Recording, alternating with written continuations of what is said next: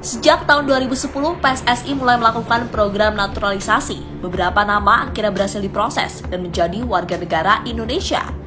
Namun sayangnya, ada beberapa pemain yang dianggap gagal saat membela timnas. Kegagalan itulah yang membuat Indonesia mulai berpikir, apakah melanjutkan program tersebut atau tidak. Karena pada kenyataannya, program naturalisasi nggak berefek apa-apa untuk perkembangan timnas. Justru sebaliknya, karena kadangkala program itu berakhir buruk untuk timnas Indonesia. Seperti yang pernah ditunjukkan deretan pemain naturalisasi berikut ini sebelum semuanya berubah di era Sinteyong. Dan untuk itu, inilah deretan pemain naturalisasi yang gagal bersinar bersama Indonesia.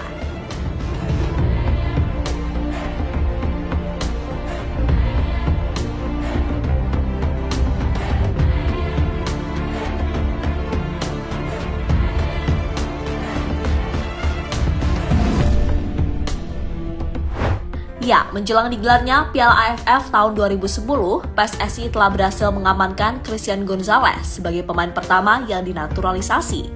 Penyerang asal Uruguay itu diharapkan mampu menjadi solusi di lini depan timnas. Langkah PSSI itu terbukti tepat, karena saat bermain di ajang Piala AFF, Gonzalez benar-benar menunjukkan sisi predatornya sebagai penyerang. Hasilnya, 3 gol mampu disarangkan oleh mantan pemain PSM tersebut. Tapi sayangnya kegemilangan Gonzalez tetap gagal membuat Indonesia menjadi juara. Karena di babak final mereka dikalahkan oleh Malaysia dengan agregat 2-4. Dan dapat rampas oleh Nur Syahrul dan Talha mencari ruang Nur Syahrul. Dan pada kali ini cantik Safi sekali. Masuk Nur Syahrul. Dan peluang sekali untuk Malaysia 2-0. Cantik jaringan yang dilakukan. Dia memberikan kepada Mahalil Jusali. Hantar ke depan Masali. Cantik lakukan oleh Safi Salih. Tanjukan open diberikan kepada Safi Salih. Peluang untuk Malaysia dan Safi Salih. Gol di tempat lawan. Safi Salih pertama piala. Peluang untuk Indonesia masih ditangkap. Akhirnya percaya disumpat di situ oleh Nasuha. Perhatikan dan coba masuk dalam pasan penalti sekarang melepaskan sepakan gol. Malaysia masih mempunyai. Melihat kegemilangan Gonzalez, PSSI langsung kecanduan untuk kembali melakukan naturalisasi. Bahkan di naturalisasi selanjutnya, mereka banyak mengundang pemain untuk dijadikan sebagai warga negara Indonesia. Bedanya, pemain-pemain yang dinaturalisasi oleh PSSI kali ini berasal dari luar negeri dan kebanyakan masih bermain di liga luar. Hasil dari naturalisasi kali ini juga berbeda, karena pemain yang dinaturalisasi malah menunjukkan performa yang jauh dari harapan. Di antara pemain-pemain yang dimaksud adalah sebagai berikut. Johnny Van Beukering. Entah apa yang ada di pikiran PSSI kala itu saat menaturalisasi Johnny Van Beukering. Ya, pemain kelahiran Belanda tersebut gagal total saat membela timnas Indonesia, terutama di ajang Piala AFF tahun 2012. Pada turnamen tersebut, ia mampu memberikan 1 assist. Tapi itu adalah kontribusi satu-satunya yang mampu dia berikan untuk Indonesia. Selepas itu, Van Beukering tak ada kabar dan hilang di telan bumi. Postur tubuh yang gempal disinyalir menjadi hambatan Van Beukering saat membela Indonesia.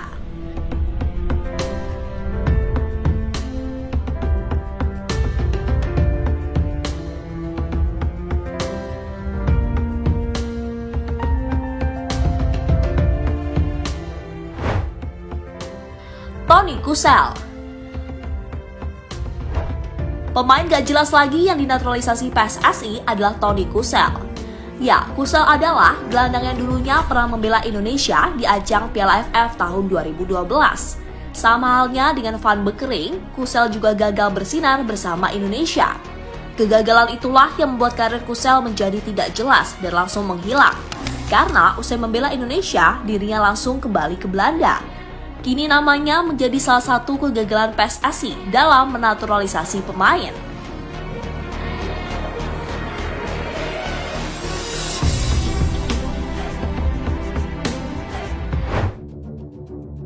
Sergio Van Dijk.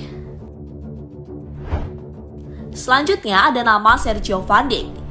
Ya, sebelum menjadi WNI, Sergio adalah salah satu predator paling menakutkan di Liga Australia. Maka tak heran kemampuannya itu langsung membuat PSSI kepincut dan naturalisasinya. Tapi sayangnya saat membela timnas, performa dari Sergio menurun. Hal itu terbukti karena dirinya hanya mampu mencetak 1 gol dari 6 penampilannya bersama skuad Garuda.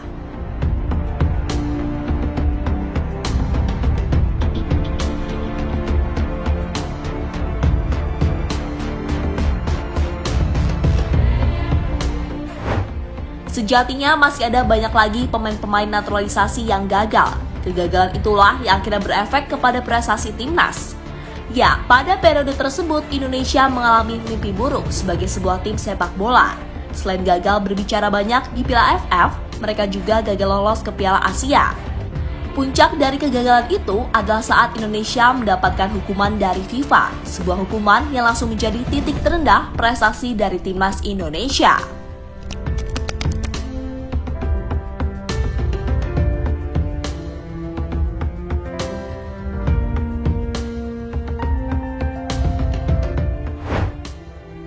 Mulai berubah di era Sinteyong. Setelah lama tidak melakukan metode naturalisasi, Indonesia akhirnya kembali melakukannya di era Sinteyong.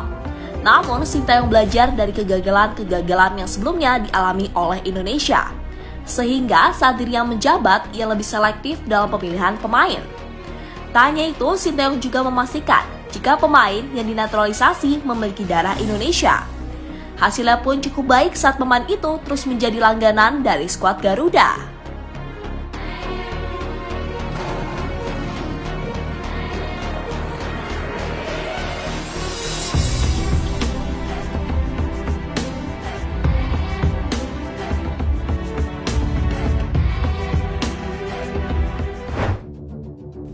Mengutamakan pemain muda. Selain selektif, Sinteyong juga mengutamakan pemain muda untuk dinaturalisasi. Ya, hal itu dapat dicontohkan dengan pemain-pemain yang sudah menjadi WNI, seperti Alkan Beget, Ivan Jadar, hingga Rafael Struijk. Ya, pemain-pemain tersebut masih berusia di bawah 23 tahun, sehingga perkembangan mereka masih panjang. Selain itu, dengan usia mereka yang masih muda, bisa dimanfaatkan oleh timnas dalam beberapa kelompok umur, entah senior maupun U23.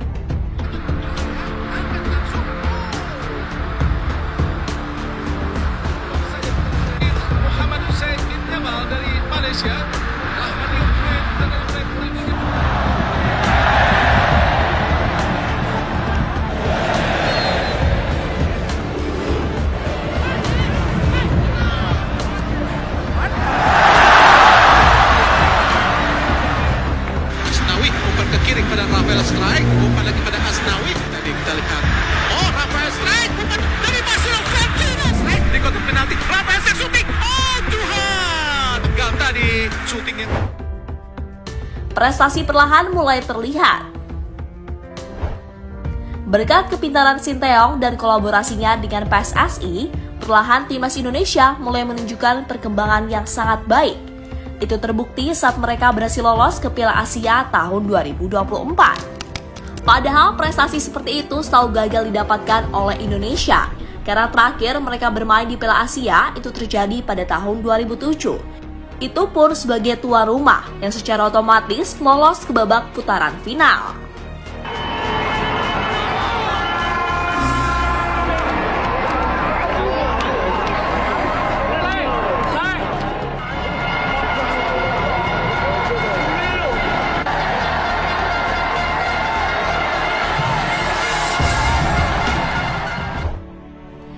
Jadi itulah kisah PSSI yang pernah hilaf dalam melakukan naturalisasi pemain. Beruntung program itu mulai diubah oleh Sinteyong demi membuat timnas Indonesia menjadi lebih baik lagi.